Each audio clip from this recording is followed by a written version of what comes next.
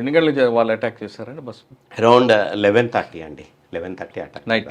వచ్చిందండి. ఆ ఫోన్ కూడా అటాక్ జరుగుతుంటే నాకు అనకాపల్లి నుంచి ఫోన్ వచ్చింది, sir Anakapalli town police station blast చేస్తున్నారు అని. అయితే అది అయి ఉండదు, మాక్ డ్రిల్ ఏదో చేస్తున్నారేమో అని చెప్పేసి నేను చెప్పడం జరిగింది వాళ్ళకి. వెంటనే చోడవరం కూడా బ్లాస్ట్ అయింది అని చెప్పేసి నాకు ఇచ్చారు. ఎప్పుడైతే ఇన్ఫర్మేషన్ వచ్చిందో ఇమీడియట్గా అలర్ట్ అయ్యామన్నమాట మేము కూడా. అన్ని పోలీస్ స్టేషన్లు కూడా ఇంకెక్కడెక్కడ జరుగుతాయా అని చెప్పేసి అలర్ట్ అయ్యాము. అంతా కళ్ళ ముందు మెదులుతుందండి ఇష్యూ అంతా కూడా. ఒకసారి రివీల్ చేయగలరా అది అనకాపల్లి? ఎందుకంటే ఒక కానిస్టేబుల్ కూడా చనిపోయారు, వెపన్స్ తీసుకెళ్ళిపోయారు. తర్వాత బస్సులో కాకుండా వాళ్ళు లారీలో వెళ్ళినట్టున్నారు కదా. ఇది వాళ్ళు బస్సును హైజాక్ చేసిన తర్వాత అండి వెళ్ళి టువర్డ్స్ తుమ్మపాల మీదుగా వాళ్ళు వచ్చారండి. తుమ్మపాల మీదుగా వాళ్ళు వచ్చారు.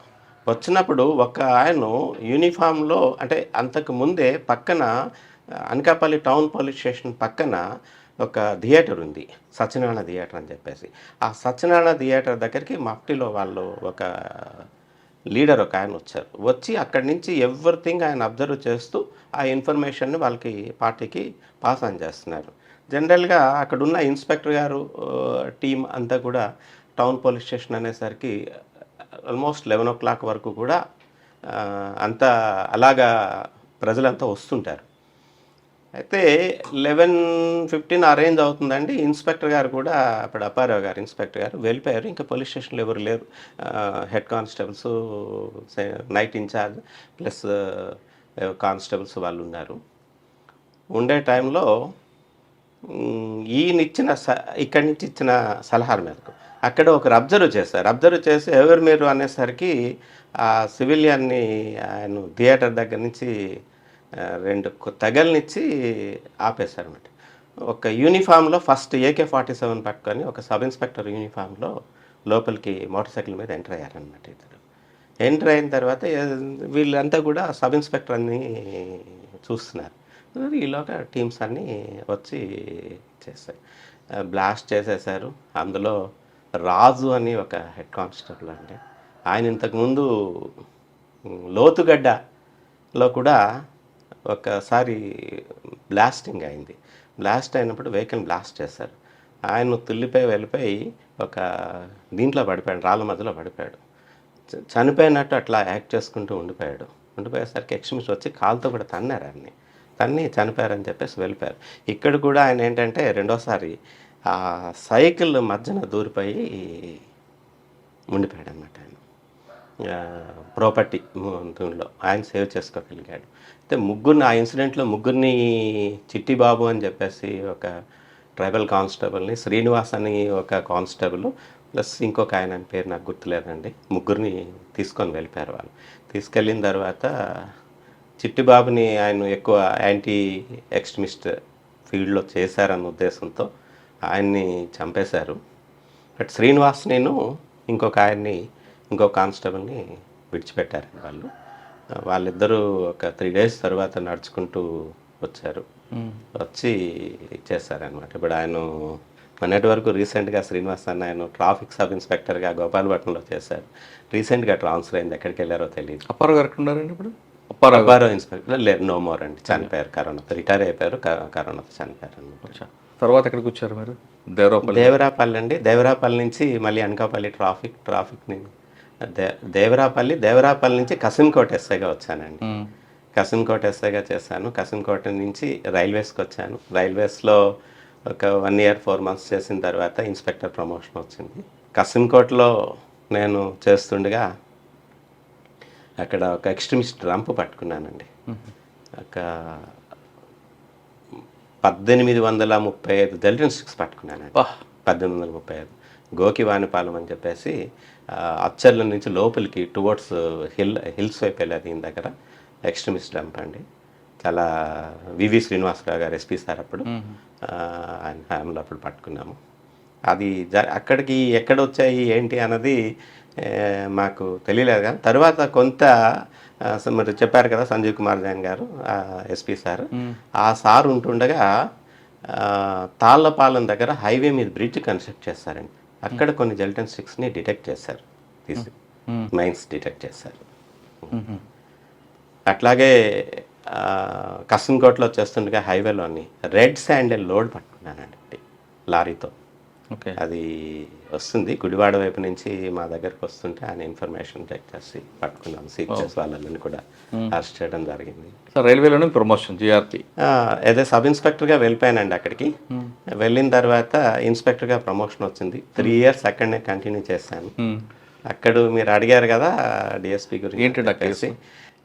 నేను సబ్ ఎక్కడ ఇన్స్పెక్టర్ అయినప్పుడు విజయనగరమా ఇక్కడ విశాఖపట్నం? ఎవరండి? జిఆర్పి. జిఆర్పి విశాఖపట్నం అండి. ఓకే. ఎస్హెచ్ఓ అండర్లో చేసేవాడిని. సబ్ ఇన్స్పెక్టర్ సురేష్ బాబు గారు ఉండేవారు. ఆయన అండర్లో మేము వర్క్ చేస్తుండేవాళ్ళని. అయితే ఇది ఎట్లా డిటెక్ట్ అయిందంటేనండి కేసు, మా ఐజీ గారి తాలూకా ఫోన్, బిఎల్ మీనా గారి తాలూకా ఫోను ఏసీలో ట్రావెల్ చేస్తూ పోయింది. ఆయన విజయవాడలో కంప్లైంట్ ఇచ్చారు. కంప్లైంట్ ఇచ్చినప్పుడు ఎంక్వైరీస్ చేశారు. కంప్లైంట్ ఇచ్చిన తర్వాత అక్కడ ఉన్న కోచ్ అటెండెన్స్ వీళ్ళందరినీ ఇంట్రాగేట్ చేయడం గట్రా జరిగింది.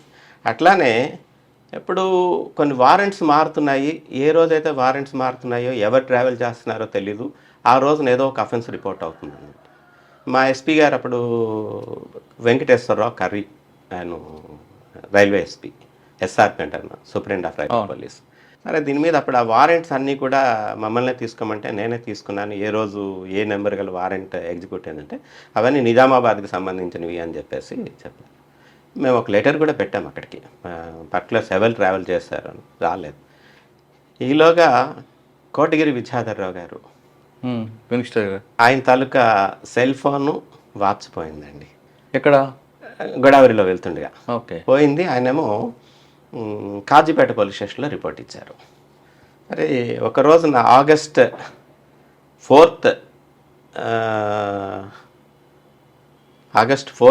2017 ఆ రోజున నిజామాబాద్ ఎక్స్ప్రెస్ వచ్చిందండి. నిజామాబాద్ ఎక్స్ప్రెస్లో 4 అఫెన్సులు రిపోర్ట్ అయినాయి అన్నమాట. నిజామాబాద్ టు విశాఖపట్నం. నిజామాబాద్ టు విశాఖపట్నం వస్తుంది, నాగావళి ఎక్స్ప్రెస్. నాగావళి ఎక్స్ప్రెస్.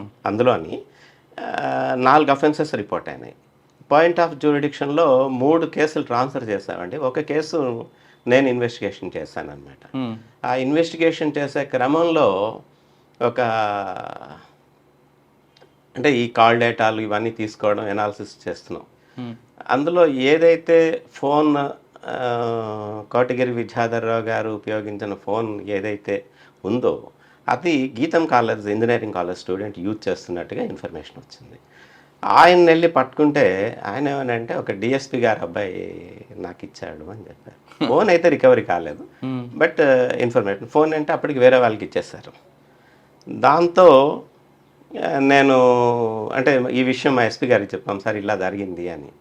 వెంటనే ఎస్పీ గారు లేదు, ఇమీడియట్గా మీరు ఆ కేసుని టేకప్ చేసి వాళ్ళని తీసుకొచ్చి ఇంట్రాగేట్ చేయండి అంటే వెంటనే ఇన్వెస్టిగేషన్. స్టూడెంట్ కాదండి, కొడుకుని. అదే డిఎస్పీ గారు అబ్బాయి. డిఎస్పీ గారు అబ్బాయి. ఆయన గీతం కాలేజ్ స్టూడెంట్. ఆయన గీతం కాలేజ్ కాదు, సాంకేతిక ఇంజనీరింగ్ కాలేజ్ చదువుతాను. ఆయన పట్టుకొని ఇంకా అక్కడి నుంచి ఇంట్రాగేషన్ అవన్నీ చేసేసరికి చాలా వరకు ఒక 12 కేసులు డిటెక్ట్ అయినాయి వాడి దగ్గర, ఆయన దగ్గర నుంచి. అంటే మెయిన్ ఈయన డిఎస్పీ హోదాలో వెళ్తూ ట్రావెల్ ఆయన ఏం చెప్పాడంటే మా డాడీ ఇచ్చారని చెప్పాడా? చెప్పారు. ఒప్పుకున్న తర్వాత ప్రాపర్టీస్ కూడా రికవరీ చేయడం జరిగింది. అయితే 11 కేసులు ఎక్విటల్ అయ్యాయండి. బట్ నేను ఏదైతే కేసు ఇన్వెస్టిగేషన్ చేశానో ఆ కేసులో మటుకు 2 years కన్విక్షన్ వచ్చిందండి. అంటే ఇప్పుడు డిఎస్పీ దొంగ అంటే అదే. అంటే ఎవరండి ఆయన? ఏ డిఎస్పీ? ఆయన ఏఆర్ డిఎస్పీ అండి, నిజామాబాద్లో చేసేవారు. ఏం పేరండి? ప్రకృతి అప్పారావు అని చెప్పేసి. ఎందుకు దొంగ ఎందుకు మారాడండి? లేదండి, ఆయన ఏంటంటే మరి చెప్పడం ఏంటంటే అదొక వ్యాధి అన్నట్టుగా అన్నారు. బట్ ఈ ప్రాపర్టీస్ అయితే మా వరకు అనుకునేసరికి ఏంటంటే చేసిన వాళ్ళు వ్యాధి ఉంటే ఆ తీసుకొని వచ్చి అక్కడ పెట్టుకుంటారు. బట్ అమ్మడాలు అంటే ఆయన ఎలా చేస్తాడంటే నిజామాబాద్ నుండి ఏం చేస్తాడు ఆయన? ఎంఓ ఎలా ఉంటుంది? ఏసీ కోచ్లో ట్రావెల్ చేసేటప్పుడు జనరల్గా ఫోన్స్ అవి ఛార్జింగ్ పెట్టడం, ల్యాప్టాప్ ఛార్జింగ్ పెట్టుకోవడం, పడుకోవడం అలవాటు. ఈయన నైట్ తిరిగేటప్పుడు తీసుకునేవారు. ఇంకా కూడా ఒక ఎంఓ ఎట్లా ఉండదంటే ఈవెన్ ఆయన విశాఖపట్నంలో ఉండేటప్పుడు సిటీ పోలీస్ నైట్ రౌండ్స్ కూడా తిరిగేవారు అనమాట యార్లో ఉండేటప్పుడు. ట్రైన్స్ వచ్చి 20 మినిట్స్ ఆగుతాయి వైజాగ్లో నైట్ టైం. నైట్ రౌండ్స్ ఉండేటప్పుడు యూనిఫామ్లో రావడం, యూనిఫామ్లో ఒక జర్కిన్ వేసుకునేవారు. జర్కిన్ వేసుకొని వచ్చి ఏసీ కోచ్లోకి వెళ్ళేటప్పుడు చూసి ఆ ఉన్న సూట్ కేసుని టక్కని తనేవాడు అనమాట. తనేసరికి వాళ్ళు ఎవరైనా అలర్ట్ అయితే ఒకసారి జర్కిన్ ఓపెన్ చేసి జాగ్రత్తగా పెట్టుకునేవారు, లేదంటే ఇది పట్టుకొని దిగిపోయేవారు అనమాట. అట్లా అప్పుడు ఎస్పీ గారు కూడా చాలా సీరియస్గా తీసుకున్నారు. జాగ్రత్తగా చెయ్యాలి అనేసి ఎన్ని ప్రెజర్స్ వచ్చినా సరే లేకుండా చేయమని చెప్పారు. చేశాము ఆ రోజున. ఆయన నిజామాబాద్ ఇక్కడి వరకు ఎందుకు వచ్చేవాడు అండి ఆయన? ఫ్యామిలీ అదే వాళ్ళ నేటివ్ ప్లేస్ వైజాగే. అచ్చా, నిజామాబాద్ ఏఆర్లో చేసేవారు. ఆయన అరెస్ట్ చేయొద్దని ప్రజలు రాలేదు? ఉండేవండి లోకల్గా, కానీ బట్ ఎవరు చేస్తున్నా ఒకటే కదా అని చెప్పి. అంటే ఆయన మాత్రం నాకు వ్యాధి అని చెప్తాడా? నేను చేయలేదు అని చెప్తారు. బట్ అంటే అందులో సైంటిఫిక్ ఎవిడెన్స్ కూడా ఉందండి. ఒక కేసులో అంటే నేను ఇన్వెస్టిగేషన్ చేసిన కేసులో ల్యాప్టాప్ కెమెరా పోయింది. కెమెరా పోయినప్పుడు ఆ కెమెరాలో ఆయన ఓల్డ్ ఫొటోస్ డిలీట్ చేసేసి తను మళ్ళీ ఆగస్ట్ 15th పెరేడ్ చేసిన ఫొటోస్ ఇవన్నీ కూడా ఆ కెమెరాలో తీసుకున్నారు. మేము ఎఫ్ఎస్ఎల్కి పంపించాము. ఎఫ్ఎస్ఎల్కి పంపించి అవన్నీ కూడా రిట్రీట్ చేయించాము. అందులో ముందు కంప్లైంట్ తాలూకా ఫొటోస్, తర్వాత ఈయన ఫొటోస్ వచ్చినాయి. అలాగే ల్యాప్టాప్లో కూడా ఇన్ఫర్మేషన్, ఆయన డిలీట్ చేసిన ఇన్ఫర్మేషన్ అంతా కూడా మేము రిట్రీట్ చేస్తాం. చేసేసరికి సైంటిఫిక్ ఎవిడెన్స్, ఇంకా దాన్ని ఎవరు కూడా ఆపలేరు. ఇన్వెస్టిగేషన్ కూడా ప్రాపర్ లైన్స్లో, అంటే ఇప్పుడు ఆ రికవరీస్ అయితేనేమి ఇవి అయితేనేమి అవన్నీ కూడా ఇద్దరు మీడియేటర్స్ని అక్కడున్న గవర్నమెంట్ అఫీషియల్స్ తీసుకొని వచ్చి పెట్టి వాళ్ళ సమక్షంలో చేయడం జరిగింది. అట్లాగే ఆ ఫోన్ కూడా, మా ఐజీ గారి ఫోన్ కూడా రికవరీ అయింది. కన్విక్షన్ వచ్చిందండి? 2 years కన్విక్షన్. వెళ్ళారు జైలుకైనా, మళ్ళీ అప్పీల్కి వెళ్ళాడు. ముందు అసలు రిమాండ్లోనే దగ్గర ఇంచుమించుగా ఒక 8 months వరకు ఉండిపోయారండి రిమాండ్లో. ఇప్పుడు ఈ కేసులు అంటే మరి 12 కేసెస్ ఉన్నాయి. ఆ 12 కేసెస్లోని కూడా అవన్నీ సర్వీస్లో ఉన్నారండి. ఇప్పుడు రిటైర్ ఎక్కడ ఉంటారు ఇప్పుడు ఆయన? Okay sir. రైల్వే అయిపోయిన తర్వాత ప్రమోషన్ వచ్చిందా జిఆర్పీ? తర్వాత వెంటనే అక్కడే ఇన్స్పెక్టర్ ప్రమోషన్ వచ్చిందండి. వచ్చినప్పుడు రైల్వేలో కూడా చాలా బాగా చేశాము. చాలా సాటిస్ఫాక్షన్ అయిన రికవరీస్ ఉన్నాయి. సర్వీస్ కూడా ఉండేది. చాలామంది సామాన్లు అవి పోగొట్టుకోవడం, వచ్చి చెప్పడం ఇవన్నీ జరిగింది. ఒక క్యాన్సర్ పేషెంట్ అండి, ఆమె హైదరాబాద్లో ముస్లిం లేడీ, వెళ్ళి అందరి దగ్గర హెల్ప్ చేస్తారు అందరూ ఆమెకి.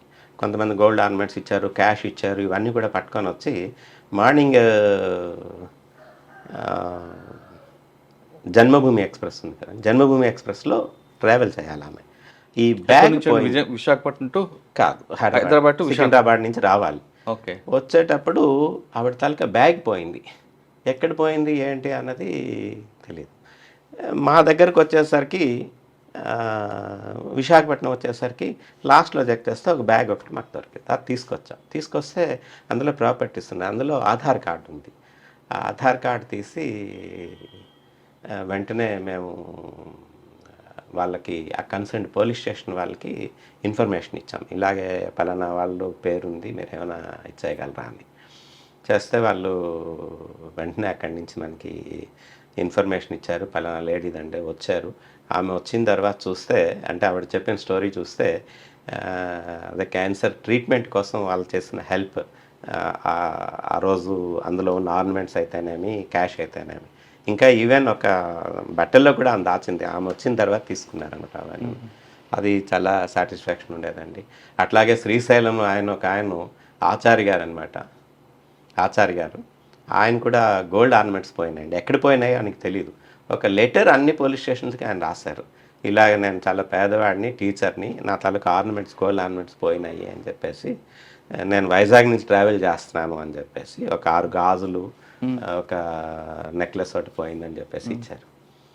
దాని మీద నేను చదివాను, లెటర్ చదివాను. మేమైతే ఎఫ్ఐఆర్ ఏమి ఇష్యూ చేయలే. బట్ ఒక అక్యూజ్ని పట్టుకునేసరికి ఇంటాక్ట్ గోల్డ్ దొరికింది మాకు. వెంటనే అది గుర్తొచ్చి వాళ్ళని కాంటాక్ట్ చేశా. సార్, మీ తాలూకా ఆర్నమెంట్స్ ఏమైనా మీరు ఐడెంటిఫై చేయగలరా అంటే, గాజుల్లో శ్రీశైలం అని రాస్తుంటుందండి అన్నారు. చూసేసరికి అదే. వెంటనే ఇమీడియట్గా మేము ఎఫ్ఐఆర్ ఇష్యూ చేయడం జరిగింది. దానికి ఇచ్చారా? చేసి సేమ్ ఆ కంప్లైంట్ ఏమన్నారండి? ఆయన ఆయన తర్వాత ఎవిడెన్స్ ఇవ్వడానికి వచ్చారండి. వచ్చినప్పుడు ప్రాపర్టీ తీసుకున్నారు. వచ్చిన తర్వాత వాళ్ళ ఫీల్ అయిన మూమెంట్స్ కాదు, ఆయన అక్కడికి వెళ్ళి ఎక్కడికి శ్రీశైలం వెళ్ళి అక్కడ పూజ చేయించి మా పేరున పూజ చేయించి అక్కడి నుంచి ప్రసాదాలు రుద్రాక్షలు పంపిస్తూ మా ఫాదర్ చనిపోయిన రోజున అన్నదానం కోసం డబ్బులు కట్టారండి అక్కడ. సార్ జేఆర్పి అనగానే కేసులు అవుతాయి కానీ రికవరీ కాదనేది ఒక అపోహ ఉంది, వాస్తవం అంటారా? లేదండి, నేను చేశాను 3 years చేశాను. 3 years కూడా మా దగ్గరకు వచ్చి గోల్డ్ పోయింది లేకపోతే ఆర్నమెంట్స్ పోయాయి అని చెప్పి ఇచ్చిన కంప్లైంట్లో మ్యాక్సిమం మేము చేసామండి. 3 years కూడా నా percentage of detection, percentage of recovery 70% అండి. చాలా చాలా ఆర్నమెంట్స్. సార్ విశాఖపట్నం బయలుదేరి హైదరాబాద్ వెళ్ళే ట్రైన్ ఎక్కాను. హైదరాబాద్ దిగిన తర్వాత నా బ్యాగ్ పోయింది. ఎక్కడ హైదరాబాద్లో ఇవ్వాలా, విశాఖపట్నం ఇవ్వాలా, ఎక్కడ పోయిందో నాకు తెలియదు. ఎక్కడ పోయిందో తెలియదు మీకు. మీరు ఎక్కడ చూసుకున్నారు? నేను హైదరాబాద్లో చూసాను. అక్కడనే కంప్లైంట్. కానీ వాళ్ళు ఏమంటారంటే ఇది మా జ్యూరిడిక్షన్ కాదు, విశాఖపట్నం చూసాను. లేదండి, జిఆర్పిలో ఉన్న ఒక్కటి ఏంటంటే ఎక్కడ మనం నోటీస్ చేసామో నా బ్యాగ్ పోయిందనో నా ఆర్నమెంట్స్ పోయినాయి అని చెప్పేసి ఎక్కడైతే మనం చూసామో ఆ చూసిన దాన్నే జ్యూరిడిక్షన్ వస్తుంది. ఇప్పుడు మీకు డిఎస్పీ గారి కేసు చెప్పాను కదా, యాక్చువల్గా పోయింది ఎక్కడో పోయింది, కానీ ఆయన ఐడెంటిఫై చేసింది వైజాగ్లో దిగేటప్పుడు లెగిచి చూసుకున్నాడు. చూసుకునేసరికి ఆయన బ్యాగ్, ల్యాప్టాప్ బ్యాగు, కెమెరాస్ అవన్నీ పోయినాయి. అందుకని మేము ఇన్వెస్టిగేషన్ చేసాం. ఓకే, దిగిన తర్వాత చూసుకుని ట్రైన్ ఆగింది, కానీ రన్నింగ్లో ఉంది. నేను కాజీపేటలోనో లేకపోతే ఒక్క దగ్గర రన్నింగ్లో ఉన్నప్పుడు చూసాను. ఆ ట్రైన్ అక్కడ ఆగదు. మీ వాళ్ళు ఏమంటారంటే నువ్వు జనగామలో చూసావు కాబట్టి పోయి జనగామ ఇవ్వు అంటారు. లేదు లేదు, మీరు ఎక్కడ ఐడెంటిఫై చూసుకుంటే మీరు రిపోర్ట్ ఇచ్చేటప్పుడు కూడా ఎట్లా అంటానండి, మీరు ఎవరికైనా రిపోర్ట్ ఇవ్వచ్చు. స్టేషన్లో అండ్ మీకు టీటీ ఉంటారు కదా, టీటీకి ఇవ్వచ్చు. అలాగే పెట్రోలింగ్ పార్టీ ఉంటుంది, ఆర్పిఎఫ్ వాళ్ళు కంప్లైంట్ ఇవ్వచ్చు. లేదు, మీరు దిగిపోయిన పోలీస్ స్టేషన్లోకి వెళ్ళి ఎక్కడైతే రైల్వే స్టేషన్ డెస్టినేషన్ కంప్లీట్ చేసుకున్న తర్వాత అక్కడ రిపోర్ట్ ఇవ్వచ్చు. ఎక్కడికి ఇచ్చినా సరే అది త్రూ అంటే ఇప్పుడు రైల్వే టీటీకి కానీ ఆర్పిఎఫ్ కానీ ఇస్తే డిఆర్ఎం గారి ద్వారా అది కన్సర్న్ పోలీస్ స్టేషన్కి ఎఫ్ఐఆర్ కట్టమని వస్తుంది. లేదు అంటే టీటీ అయినా సరే తిన్నగా తీసుకొని వచ్చి ఆర్పిఎఫ్ కానీ ఆ కన్సర్న్ పోలీస్ స్టేషన్స్కి వచ్చి రిపోర్ట్లు ఇవ్వచ్చు. సార్ రైల్వే తర్వాత ఎక్కడికి వచ్చారు? రైల్వే నుంచి భోగాపురం ఇన్స్పెక్టర్గా 2 years చేశానండి. అక్కడి నుంచి అక్కడే ఉందని మెమొరబుల్ ఉందా? మెమొరబుల్ అంటే ఒక 2 ఇన్సిడెంట్స్ అండి. అక్కడ ఒక విలేజ్ కాలిపోయింది, 60 houses కాలిపోయినాయి. యాదవ కమ్యూనిటీ పీపుల్ అంతా కూడా భోగాపురం లిమిట్స్లో కాలిపోయినప్పుడు నేను నా స్టాఫ్ అంతా కూడా 2 days అక్కడనే ఉండి మేమే వాళ్ళందరికీ కూడా వంటలు పెట్టి ఫుడ్ అక్కడే తయారు చేయించి 60 familiesే కాదు, విజిట్ చేసిన వాళ్ళకి కానీ ప్రెస్ వాళ్ళకి కానీ అందరికీ కూడా అరేంజ్ చేస్తామండి. అట్లానే వాళ్ళకి ఎవ్రీథింగ్ పూర్తిగా పోయిందనమాట. వాళ్ళకి వండుకోవడానికి కానీ బట్టలు కానీ ఏం లేవు. ఇప్పుడు సిఎంఆర్ వాళ్ళకి చెప్పి వాళ్ళకి బట్టలు ఇప్పించాము, తెప్పించి మేమే డిస్ట్రిబ్యూట్ చేస్తాము. అట్లనే పక్కన మ్యాట్రిక్స్ కంపెనీ ఉంది, వాళ్ళకి ఆ కంపెనీస్తో వాళ్ళు చెప్పి ఒక్కొక్క ఫ్యామిలీకి కూడా యుటెన్షియల్స్ ఇవన్నీ కూడా కొనిపించి ఇప్పించాము, సర్వీస్ చేస్తాము. అట్లానే డెంకాడ్లో కూడా ఇలాగే ఒక 30 houses కాలిపోయినాయి. సేమ్ థింగ్ అక్కడ కూడా చేస్తాము. ఒక 1 month కావాల్సిన రేషన్ అంతా కూడా వాళ్ళకి సప్లై చేస్తాము. ఓకే, ఇంకోటి చెప్తున్నారు, భోగాపురం 2 ఉన్నాయి. డెంకాడ్ అండి, డెంకాడ్ పోలీస్. భోగాపురంలో 2 గుర్తుండిపోయి మీకు? 2 ఇవే ఇన్సిడెంట్స్. 2 ఇవే. భోగాపురం తర్వాత అండి? భోగాపురం తర్వాత అనకాపల్లి టౌన్కి వెళ్ళామండి. అనకాపల్లి టౌన్లో 1 year చేశాను. ఎస్పీ గారు ఘటంనేని శ్రీనివాస్ గారు, ఆయన టైంలో జయహో మహిళ అని చెప్పి ఒక ప్రోగ్రామ్ ఆర్గనైజ్ చేశాను. ఆ ప్రోగ్రాంలో ఈ మహిళల కోసం అని చెప్పేసి చట్టాల కోసం, వీటి అవేర్నెస్ కోసం, వాళ్ళ ఎంపవర్మెంట్ కోసం 10,000 members-తో మహిళా దినోత్సవం రోజున అప్పటి డిఐజీ గారు సౌమ్య మిశ్రా మేడం గారు, ఈ ప్రస్తుత మన డిఐజీ గోపీనాథ్ జట్టి గారు, వీళ్ళంతా ఆఫీసర్తో అందరూ పార్టిసిపేట్ చేశారు. 10,000 members-తో వైజాగ్లో ర్యాలీ చేసామండి. అనకాపల్లిలో ర్యాలీ చేసి ఆ రోజు ప్రోగ్రామ్స్ కూడా గజల్ శ్రీనివాస్ గారి ప్రోగ్రామ్ ఏర్పాటు చేయడం అయింది. 1 week పాటు ఈ కార్యక్రమాన్ని నిర్వహిస్తూ ప్రతి మండలంలో ఉన్న మహిళల్ని చాలా వరకు అనకాపల్లికి తీసుకొని వచ్చి అనకాపల్లిలో చట్టాల గురించి అని చెప్పేసి వాళ్ళకి క్లాసెస్, అవేర్నెస్ క్లాసెస్ చెప్పించి కన్క్లూడింగ్ ప్రోగ్రామ్ అచ్యుతాపురంలో చేస్తామండి.